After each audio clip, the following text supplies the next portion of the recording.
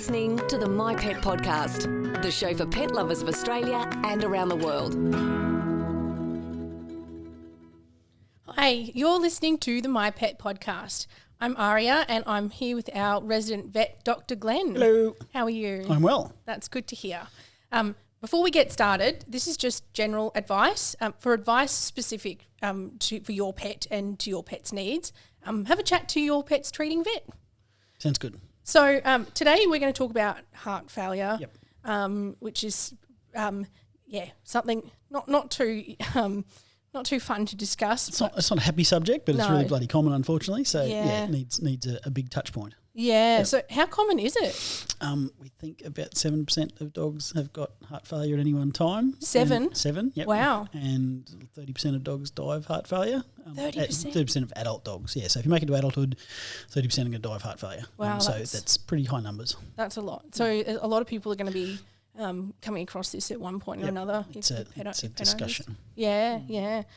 So what are the causes of heart failure? Yep. The most common cause we see is myxomatous heart valve disease, mitral heart valve disease, mostly in small dogs, and it's where the heart valve just gets damaged over time through wear and tear, collagen synthesis, degeneration, just a multitude of things. Old age kind of wearing down. Age is part of it, yeah. Genetics is part of it, age is part of it, other obesity is part of it, diet's part of it, lots of things input into it, but it causes valve degeneration, which causes fluid dynamics changes and heart failure at the end of it.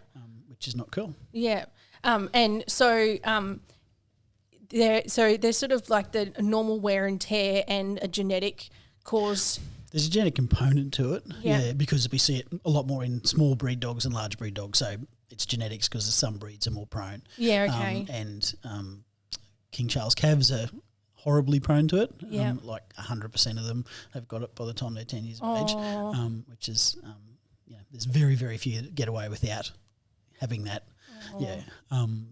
Small breed dogs get it more commonly, that particular problem, and it's the most common heart disease that we see. And are there other less common causes or ones that you see less nowadays?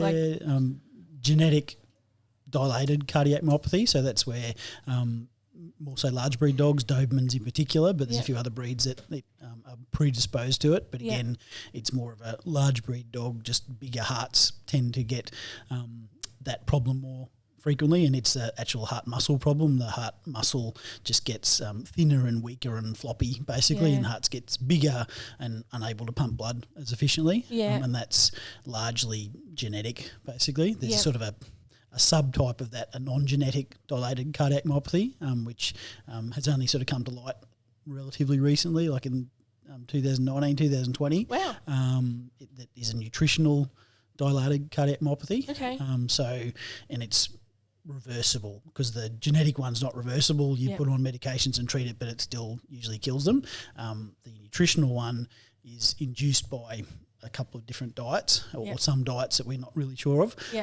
And if you change their diet, you can reverse most of them. So it's treatable if you get it early enough through dietary change and supplementation, which is both good and bad. And what about heartworm? Can it be a cause of heart failure? Definitely, yep. Although it's one that we probably don't see that much of now that we've got good preventatives. Depends where you are. There's certainly a lot less than there used to be.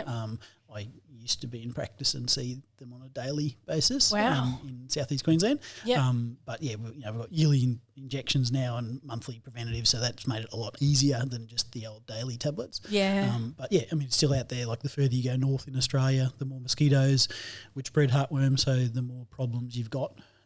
So it's still out there. It's not as common as it used to be, but definitely it's still a major cause of heart failure. And I've heard the term congenital heart failure, but I don't actually know what that means. There's bad luck situations, like there's the classic hole in the heart, like from a puppy, where you've got a heart murmur, and is that a faulty heart valve from birth? Is that something that they occasionally grow out of? Like it's just a neonatal problem where the blood vessels that used to go to the umbilical cord and maintain blood supply to the puppy in the womb sort of thing don't close off properly, but then it slowly closes over the first several weeks of their life, so it it fixes itself. Yep. And then there's true congenital problems where you've got a self-healing hole in the heart, or a aortic stenosis, like a narrowing of a blood vessel that causes troubles over time. Yeah. And some of those you'll pick up as a heart murmur in a puppy, and it gets worse and it kills them when they're a year old or 18 months old, sort of thing, because of the changes in the heart. So, but they're not very common. I mean, it's one of the things we look at, for your first puppy vaccinations and second puppy vaccinations, like on those initial examinations, and that's where you'll pick it up. Yeah. Well, that's good. There's, you mentioned a few risk factors in terms of breed, and that there's some nutrition. What are other risk factors of heart failure? I mean, obviously heart disease is... I mean, it depends on which sort of heart problem you're looking at, but I mean, really the breed-related ones, like the small breed dog one, okay, their genetics is part of it, but there's also, I mean, if they're obese for all their life, it's just more stress and wear and tear on the heart. There's got, if they are overweight, they're more likely to have organ system disease at the same time. So if they've got more oxidative stress in the system, does that influence the actual heart valves themselves? Because the heart valves, they just degenerate over time. Yeah. If you're looking at the mitral valve problem, and they just, instead of being nice little crisp parachutes that seal shut as the heart contracts, you just get rounding and scarring and narrowing of those heart valve cusps, the ends of them, and then it gets more complicated. Well, okay, if the dog's unhealthy from other things, does that degenerate faster? If the dog's got crappy teeth and there's bacteria involved, it doesn't directly usually migrate to the heart valves. Occasionally you can get bacterial infection on the heart valves purely from bacteria in the bloodstream, from teeth or from diarrhea troubles, or any way that bacteria gets in the bloodstream. But it's more so, okay, if you've got crappy teeth and that constant load of infection and inflammation in the body, just does it accelerate the degeneration of those heart valves? So unhealthy dogs get more stuff wrong with them, and heart valve troubles is probably part of that. That makes sense. So what are the signs and symptoms of heart failure? I mean, classic symptoms of, okay, if your heart's not working properly, it's responsible for pumping blood. So if you haven't got enough blood pumping, exercise intolerance, like just being less able to exercise effectively. If your body hasn't got enough oxygen because the heart's not working properly, the body responds by breathing deeper and more frequently to try and oxygenate things more, so increased respiratory rate sort of at rest. So like heavy, fast breathing. Heavier breathing, like just, exercising more. And some people put it down to, because I mean it's often older dogs that get heart troubles. Okay, is it just old dog stuff, or is it actually heart stuff? So I mean, until it gets really bad, sometimes it doesn't get picked up on, but certainly exercise intolerance. One thing we talk about is resting respiratory rate. So when your dog's asleep and it's not hot and they're not just resting, they're actually out to it and asleep, how many breaths a minute are they taking? A normal pet takes like 5 to 15 breaths a minute. If that's pushing 20, 25, 30, okay, there's probably something wrong. And if it's over 30 breaths a minute, well, that's really something wrong. So some people look at their dogs and they're asleep and they're just breathing faster than they used to. And it's one of the things that we can do at home to measure cardiovascular function as well. So, breathing more basically. I mean, sometimes if you've got enough troubles, it's syncope where the dog's exercising and it just faints from lack of oxygen. I mean, that's not great if that happens. And it doesn't happen that often. Certainly the fluid dynamics change, and coughing's a big part of it. And it's not a hearty, chesty cough as a rule. It's quite a weak cough, and usually with like the retchy thing at the end. And often when they've been lying down or asleep and they move and the fluid moves a little bit, and so it's often if they've been resting and they cough just after that. Sometimes it's an exercise, but coughing's a big part of it. And sometimes they get to where you look at their tongue when they're panting and their gums are a bit cyanosed, a bit blue, not as vivid pink as they used to be. With taking the respiratory rate at home, one of the team at Vet and Pet has a dog with some heart problems, and she actually has an app where she uses to track the respiratory rate. I think she may be a client of yours. It's definitely a good idea, and look, if nothing else, for peace of mind. And if your pet's been diagnosed with heart troubles, it's one of the monitoring things that you can do at home, because the other monitoring stuff is taking X-rays and doing ultrasounds and like more invasive procedures, but it's something you can do at home, every couple of weeks or every once a week, and something that can, for peace of mind, if it's normal, well the heart's probably fine. If it's abnormal, it's a good reason to get stuff checked. Are there any associated weight changes or anything with heart disease or heart failure? It can be weight loss or weight gain. And when I say weight gain, like they can accumulate fluid. So the scale weight goes up. Oftentimes you'll see them like they're wasting away on the top, so like they're lacking muscle, and because the body's not working properly, and often the kidneys aren't working properly, the liver's not working properly because the blood supply is not working, but they're accumulating fluid in the lungs and often in the belly, so you'll get this pot-bellied appearance. So it's condition and it's weight. They lose weight because they're unwell, so nothing's working well, so they can drop weight and drop muscle and feel worse and look worse, but sometimes the scale weight will actually stay the same or increase because of the fluid. And in extreme cases, puppies can have a couple of litres of fluid in their abdomen, and it's just they're just walking around water balloons basically, because the blood's not going where it's supposed to. So what are the treatment options for heart failure? You get a diagnosis for a start, and that can be relatively simple initially and can be more complicated as well. But if you've got any ideas of that, it's okay, go to your vet, get a diagnosis, and you start with a clinical exam. What's the heart rate? Is there a heart murmur? And that tells you, okay, is there a heart valve problem or is there a turbulence problem? Because the heart murmur is just blood turbulence. So that's either going through a narrow space faster than it should, so then it swirls and makes a noise, or the heart valve being faulty, and instead of all the blood going forward, it's squirting back through the heart valve, and again causing turbulence. So what do you mean by turbulence? So if you think of water going through a hose, it's sort of all going in the same direction, but then if the water goes through a hose and it goes into a bigger area, you start to get swirling. Right, and when I'm listening to a heart, it should be lub-dub, lub-dub, and that's the heart valves, the two different sides of the heart, effectively, the heart valve shutting, so it's just dub-dub, dub-dub, dub-dub. A murmur is dub-dub, lub, and sometimes it's just like the washing machine and you can't sound. hear anything else. And some of these pets, especially little dogs, like you'll put your hand on their chest and you can just feel this. It's a thrill. It's a turbulence. It's just like a vibration, and that's the heart murmur.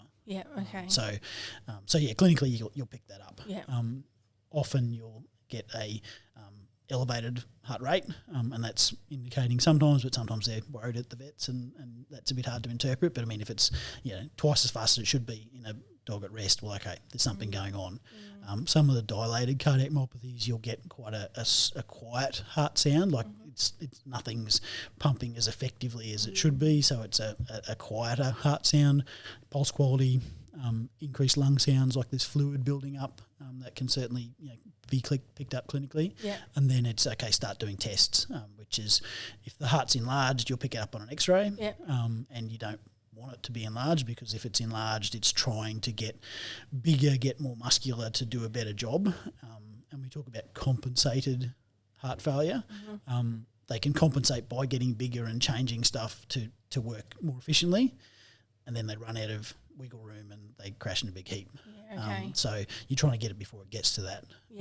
The murmurs, you want ideally to get a cardiac ultrasound done, so they can actually do a Doppler and measure, okay, how much blood's going in what direction, how fast it's going, how much actual blood's escaping back through the valves, and that dictates, okay, do we need medication because it's a serious heart murmur, or is it just a little bit of blood being really turbulent, making a big noise, but it's not actually much in the scheme of things. It might only be a 3% change in the heart dynamics. So, okay, we just don't need medication at the moment. We check it in 12 months' time. So the treatment really depends on the diagnosis. Treatment depends on the diagnosis. And, I mean, some of those have got similar medications that we use. I mean, there's positive ionotropes that they're all prescription medications that makes the heart muscle work more effectively and efficiently without using more oxygen, so that's of benefit.